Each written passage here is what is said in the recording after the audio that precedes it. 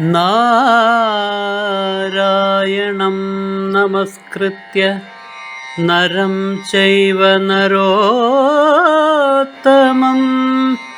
ദേവീം സരസ്വതീം വ്യാസം തതോ ജയമുദീരയേ.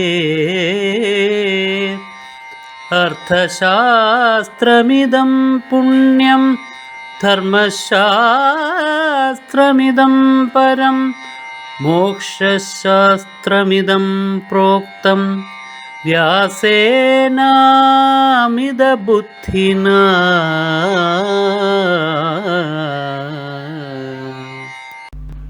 മാർദ്ദവം ഹ്രീര ചാപലം. മാർദ്ദവം എന്നുള്ളതായ ദൈവീ സമ്പത്തിനെ നാം കണ്ടു. ഹ്രീ എന്നുള്ളതായ ദൈവീ സമ്പത്തിനെ നാം കണ്ടു. ഇനി അടുത്ത ദൈവീ സമ്പത്ത് അചാപലം, ചാപല്യം, ഇല്ലായ്മ. അത് ദൈവീ സമ്പത്താണ്. ചപലത അത് ആസുരീ സമ്പത്തിന്റെ പ്രത്യേകതയാണ്. ചപലത അബദ്ധങ്ങളിലേക്ക് മനുഷ്യനെ നയിക്കും. എന്നാൽ ചാപല്യമില്ലായ്മ എന്നുള്ളത് സാഹചര്യങ്ങൾ ഏതെല്ലാം പ്രകാരത്തിലായിരുന്നാലും ചാപല്യം ഇല്ലായ്മ എന്നുള്ളത് അത് നിശ്ചയമായിട്ടും മനുഷ്യനെ പുരോഗതിയിലേക്ക് നയിക്കും. അതാണ് ഇനി ഭഗവാൻ നമ്മുടെ മുന്നിൽ അവതരിപ്പിക്കുന്നത്. അത് മഹാഭാരതത്തിലെ വനപർവ്വത്തിൽ, ആ വനപർവ്വത്തിൽ നിന്നുള്ള ഉദാഹരണമാണ് നമുക്ക് ചർച്ച ചെയ്യേണ്ടത്. മഹാഭാരതത്തിലെ വനപർവ്വത്തിൽ അർജുനൻ പാശുപതാസ്ത്രം നേടിക്കഴിഞ്ഞതിന് ശേഷം സ്വർലോകത്തിൽ പോകുന്നുണ്ട്. സ്വർലോകത്തിൽ വച്ചിട്ട് അദ്ദേഹം അനേകം വിദ്യകൾ അഭ്യസിക്കുന്നുണ്ട്. ദിവ്യാസ്ത്രങ്ങൾ നേരത്തെ തന്നെ ഗുരുനാഥനായിരിക്കുന്ന ദ്രോണനിൽ നിന്ന് നേടിയിരുന്നു എന്ന് മാത്രമല്ല, കൈലാസത്ത് വെച്ച് ഭഗവാനെ പ്രീതിപ്പെടുത്തിയിട്ട് പാശുപതം എന്നുള്ളതായ ലോകത്ത് മറ്റാർക്കും കിട്ടിയിട്ടില്ലാത്തതായ ആ ദിവ്യാസ്ത്രവും അദ്ദേഹം നേടി. അത് കഴിഞ്ഞിട്ടാണല്ലോ ദേവലോകത്തേക്ക് വന്നിരിക്കുന്നത്. ദേവലോകത്തിൽ അനേകം കാര്യങ്ങൾ അർജുനന് ചെയ്യാനുണ്ട്. അതിനു വേണ്ടിയിട്ട് അർജുനനെ ഇന്ദ്രൻ തന്നെ അങ്ങോട്ട് വിളിച്ചു വരുത്തിയതാണ്. മാതലിയെ അയച്ച് ഇന്ദ്രന്റെ രഥത്തിലാണ് കൊണ്ടുവന്നത്. അങ്ങനെ അർജുനന് ആയുധവിദ്യ വീണ്ടും കൂടുതലായിട്ട് ഇന്ദ്രൻ പഠിപ്പിക്കുന്നുണ്ട്. ഇന്ദ്രന്റെ കൈവശമുണ്ടായിരുന്ന ദിവ്യമായിരിക്കുന്ന അസ്ത്രപ്രയോഗ വിദ്യകളൊക്കെ പഠിപ്പിച്ചു. പിന്നെ അർജുനനെ നൃത്തം പഠിപ്പിച്ചു. നൃത്തവും നാട്യവും അങ്ങനെയുള്ളതായ കലകളെല്ലാം തന്നെ അവിടെ പഠിപ്പിക്കുന്നുണ്ട്.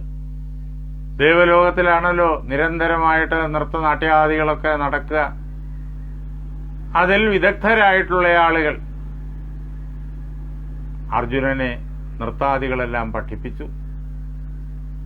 അത് കഴിഞ്ഞതിന് ശേഷം അർജുനൻ ദേവലോകത്തെ അസുരന്മാരിൽ നിന്നിട്ട്, അവരുടെ ആക്രമണത്തിൽ നിന്നിട്ട് വിമുക്തമാക്കുന്നുമുണ്ട്. തനിക്ക് ലഭിച്ചതായ ദിവ്യാസ്ത്രങ്ങളുടെ ബലത്തിൽ, പാശുപതത്തിന്റെ ബലത്തിൽ നിവാതകവചന്മാരെയും കാലകേയന്മാരെയും ഒക്കെ സംഹരിച്ചിട്ട് ദേവലോകത്തെ സുരക്ഷിതമാക്കി തീർക്കുന്നുമുണ്ട്. ഈ കാലഘട്ടത്തിൽ അർജുനന്റെ സൗന്ദര്യം കണ്ട് ഭ്രമിച്ചു പോയതായ ഉർവശി അർജുന നികടത്തിലേക്ക് വരുന്നതായ സന്ദർഭം വ്യാസഭാരതത്തിലെ വനപർവ്വത്തില് 46-ാമത് അധ്യായത്തിൽ നമുക്ക് നേരിട്ട് കാണുവാനായി സാധിക്കും. ഏറ്റവും വലിയ പ്രലോഭനങ്ങളാണ് ഉർവശി അർജുനന്റെ മുന്നിൽ സമർപ്പിക്കുന്നത്. ആ പ്രലോഭനങ്ങളിലെങ്ങും അർജുനന്റെ മനസ്സ് കുലുങ്ങിയില്ല, അതിൽ കുടുങ്ങിയുമില്ല. അർജുനൻ അതിനെയെല്ലാം അതിലംഘിക്കുന്നു. അതാണ് അചാപലം എന്നതിൻ്റെ ദൃഷ്ടാന്തങ്ങളിൽ പ്രധാനപ്പെട്ടതായിട്ട് വ്യാസൻ നമ്മുടെ മുന്നിൽ സമർപ്പിച്ചിരിക്കുന്ന ഒരു സന്ദർഭം. ചാബല്യമില്ലായ്മയുടെ അനേകം ദൃഷ്ടാന്തങ്ങൾ പല പല കഥാപാത്രങ്ങളിലൂടെ പല പല സന്ദർഭങ്ങളിലായിട്ട് വ്യാസൻ അവതരിപ്പിച്ചിട്ടുണ്ട്. ഓരോ കഥാപാത്രത്തിൻ്റെയും സ്വഭാവ ഭേദമനുസരിച്ചിട്ട് ഈ ചാബല്യമില്ലായ്മ അവരിലൂടെ ആവിഷ്കൃതമാകുന്നത് ഓരോ പ്രകാരത്തിലാണ്. എന്നാൽ ചാബല്യമില്ലായ്മ ഇല്ലാത്ത ആളുകളുടെ മനസ്സിലോ ചാബല്യമാണുള്ളത്. അവര് ഓരോരോ സന്ദർഭത്തിൽ വിവിധ പ്രകാരത്തിലുള്ള ചാബല്യങ്ങൾ കാണിക്കുന്നതും വ്യാസഭഗവാൻ ഇതിനകത്ത് ഈ വലിയ കഥയ്ക്കുള്ളിൽ ചിത്രീകരിച്ചിട്ടുണ്ട്. ചാബല്യമില്ലായ്മയുടെ ഏറ്റവും വലിയ ഉദാഹരണം ഭഗവാനോട് യുദ്ധം ചെയ്ത് ഭഗവാനെ സന്തോഷിപ്പിച്ച് ഭഗവാനിൽ നിന്നിട്ട് പാശുപതം നേടി ഇന്ദ്രനാൽ സൽകൃതനായി ദേവലോകത്തിലെത്തി ആ ദേവലോകത്തിൽ കഴിയുക എന്ന് പറയുന്നത് സാധാരണ മനുഷ്യർക്ക് ആർക്കും കിട്ടുന്ന സൗഭാഗ്യമല്ല. ചെറിയ ചെറിയ വിജയങ്ങൾ, ചെറിയ ചെറിയ സൗഭാഗ്യങ്ങൾ വരുമ്പോഴേക്കും ഈ ലോകത്തെ മനുഷ്യര് ഏതെല്ലാം പ്രകാരത്തിലാണ് അഹങ്കരിക്കുന്നത് എന്ന് ദിവസവും വാർത്താ ചാനലുകൾ കാണുമ്പോഴും അതേപോലെ തന്നെ പത്രമാധ്യമങ്ങൾ കാണുമ്പോഴും നമ്മൾ അറിഞ്ഞുകൊണ്ടേയിരിക്കുന്നു. ആ അഹങ്കാരങ്ങളെല്ലാം തന്നെ പതനത്തിൽ ചെന്ന് കലാശിക്കുന്നതും നമ്മൾ തുടർന്ന് കാണുന്നുമുണ്ട്. ഇത് ലോകത്ത് സാധാരണ ഒരു മനുഷ്യനും കിട്ടാത്തതായ സൗഭാഗ്യം അത് അർജുനന് കൈവന്നു. ആർക്കും കൈലാസത്ത് ഏകനായി ചെന്ന് ഭഗവാനെ തപസ് ചെയ്ത് ഭഗവാനെ തന്റെ മുന്നിൽ ആ പ്രകാരത്തിൽ വരുത്താൻ എളുപ്പത്തിൽ സാധിക്കില്ല. ഋഷിമാര് പോലും എത്രയോ ജന്മങ്ങൾ കഠിന തപസ് ചെയ്തിട്ടാണ് ഭഗവാന്റെ അനുഗ്രഹത്തിന് പാത്രമായി തീർന്നത്. ഇത് ഭഗവാൻ പാശുപതം നൽകി അനുഗ്രഹിക്കുന്ന മറ്റ് ദിവ്യാസ്ത്രങ്ങളും നൽകി അനുഗ്രഹിക്കുന്ന ഒരു അലൗകികമായ മണ്ഡലത്തിൽ അർജുനനെത്തി. ആ വിജയത്തിൽ എത്തി. അർജുനൻ മനോമയ കോശമാണ്, നേരത്തെ പറഞ്ഞു.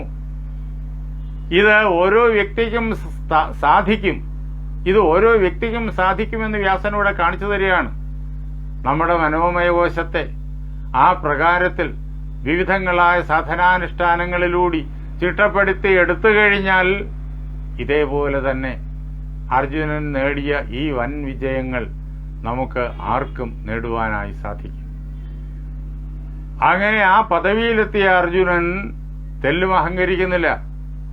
അപ്പോഴാണ് ഈ ലോകത്തിൽ അനേകം തപസ്വികളുടെ തപസ് ഇളക്കിയ ചരിത്രമുള്ള ഉർവശി അർജുനന്റെ സൗന്ദര്യത്തിലും അർജുനന്റെ മികവിലും നൃത്തഗീതാദികളിൽ അർജുനനുള്ളതായ സാമർഥ്യത്തിലും ഒക്കെ അത്ഭുതപ്പെട്ടിട്ട് അർജുനനിൽ അനുരക്തയായി അർജുനന്റെ സമീപത്തേക്ക് ചെല്ലുന്നത് പ്രണയാഭ്യർത്ഥനയുമായിട്ട്.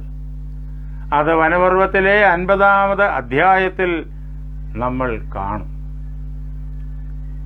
ഉർവശി അപ്സരസ്സുകളിൽ ഒരാളാണ്, അപ്സരസ്സുകളിൽ പ്രധാനിയാണ്. അതുകൊണ്ട് തന്നെ ദേവലോകത്തിൽ അങ്ങേയറ്റം മാന്യയാണ്.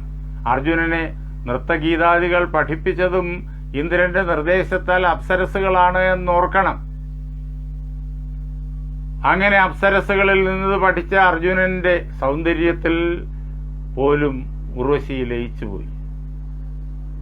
അങ്ങനെ വരുന്ന ഉർവശി ഓരോ നിമിഷവും അർജുനനെ തന്നെ സങ്കല്പിക്കുകയാണ് തന്റെ വീട്ടിൽ ഇരുന്നു കൊണ്ട്. സ്നാന അലങ്കരണൈ ഹൃദ്യൈഹി ഗന്ധമാല്യൈശ്ച സുപ്രഭൈഹി.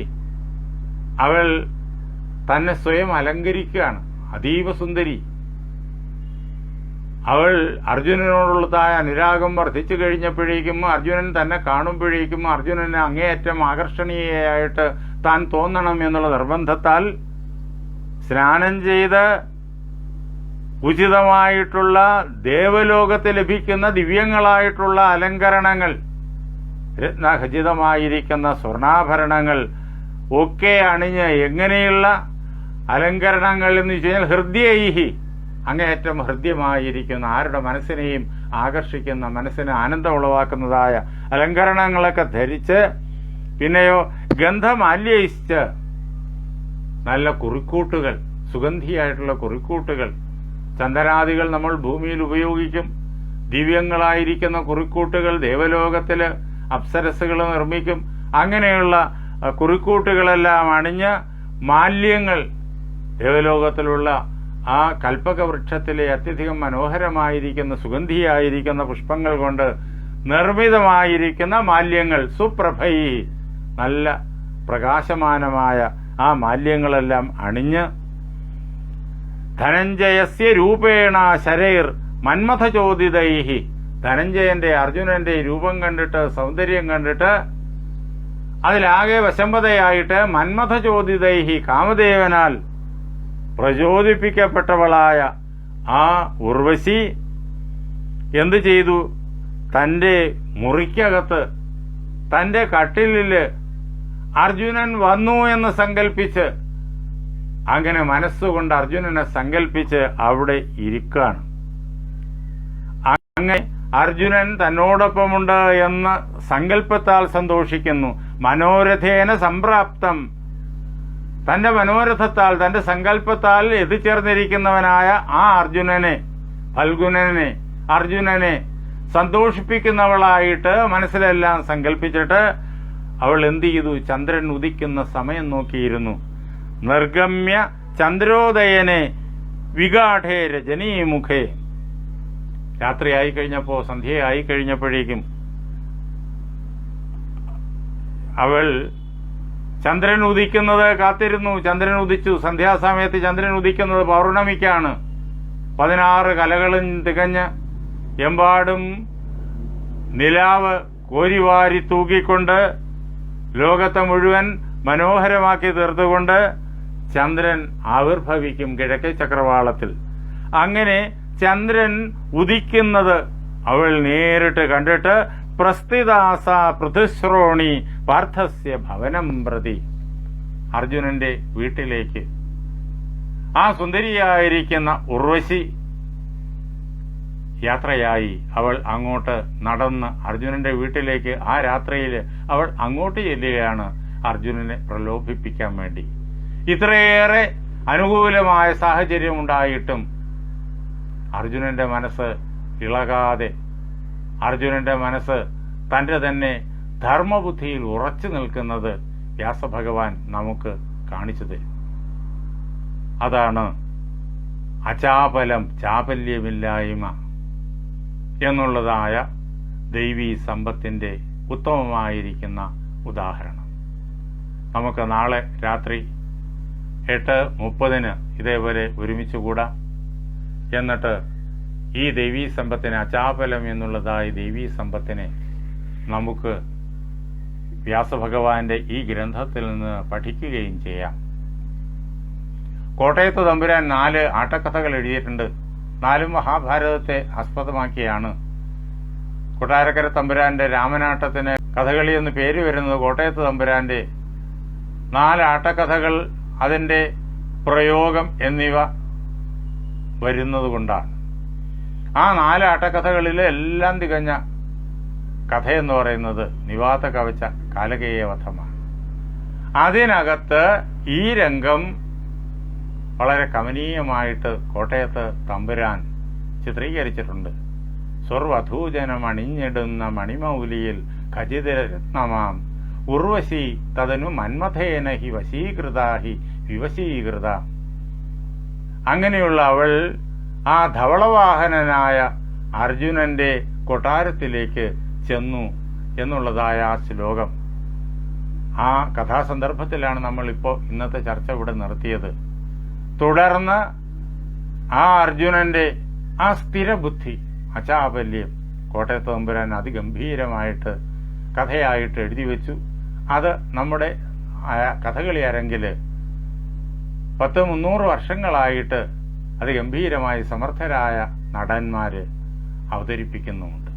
അത് കണ്ടിട്ടുള്ള ആളുകളാണ് ഇത് കേട്ടുകൊണ്ടിരിക്കുന്നതിൽ പലരും. അതുകൊണ്ട് അക്കഥ സൂചിപ്പിച്ചു എന്ന് മാത്രം. നമ്മുടെ കലകളെല്ലാം ഇതിഹാസ പുരാണങ്ങളെ സജീവമായിട്ട് നമ്മുടെ മുന്നിൽ അവതരിപ്പിക്കുന്നവയാണ്, നമുക്ക് പഠിപ്പിച്ചു തരുന്നവയുമാണ്. നാളെ രാത്രി 8:30 നമുക്ക് ഒരുമിച്ച് കൂടാം. എൻ്റെ വാക്കുകളാകുന്ന പൂജാപുഷ്പങ്ങൾ പാർവതീ പരമേശ്വരന്മാരുടെ പാദങ്ങളിൽ, ശ്രീരാമസീത ആഞ്ജനേയന്മാരുടെ പാദങ്ങളിൽ, എൻ്റെ ഗുരുനാഥനായ ജഗദ്ഗുരു സ്വാമി സത്യാനന്ദ സരസ്വതി തൃപ്പാദങ്ങളിൽ, എൻ്റെ പരമഗുരുവായ ബ്രഹ്മശ്രീ നീലകണ്ഠ ഗുരുപാദരുടെ പാദപങ്കജങ്ങളിൽ, നിങ്ങളുടെ ഓരോരുത്തരുടെയും ഗുരുവിൻ്റെ പാദപത്മത്തിൽ ആ ധന്യമായ സങ്കല്പം കൊണ്ട് പവിത്രമായിരിക്കുന്ന നിങ്ങളുടെ ഹൃദയങ്ങളിൽ പൂജാപുഷ്പങ്ങളെന്നോണം സമർപ്പിച്ചുകൊള്ളുന്നു. ജയ് സീതാറാം.